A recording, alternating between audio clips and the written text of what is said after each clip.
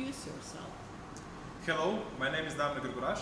And I'm Lucas Tele. We're researchers from Laboratory for Machining at Faculty of Mechanical Engineering, University of Ljubljana. Our field of work is cryogenic machining. I'm interested in the tribological aspect of this technology, and Damir is focused on the cryogenic media flow and its impact on the machining process itself. You mentioned cryogenic machining. What is the technology about? Our goal is to have a fully sustainable machining process. This can be done with the use of lubricated CO2, for which we developed our novel cryogenic supply system. So with this, it means that the lubricated CO2 is delivered directly to the cutting zone, and this reflects in longer tool life, increased productivity, and lower production costs.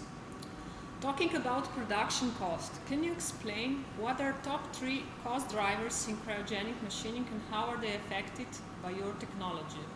Okay, so once you have the machine set for cryogenic machining, the main 3 driving costs are cost for cutting tools and for lubrication media. That means for CO2 and for lubrication media itself.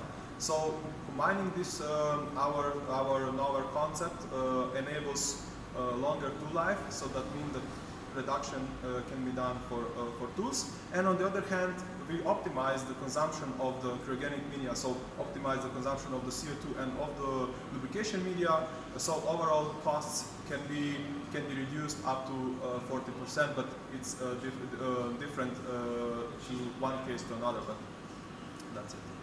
Thank you. Thank you. Thank you.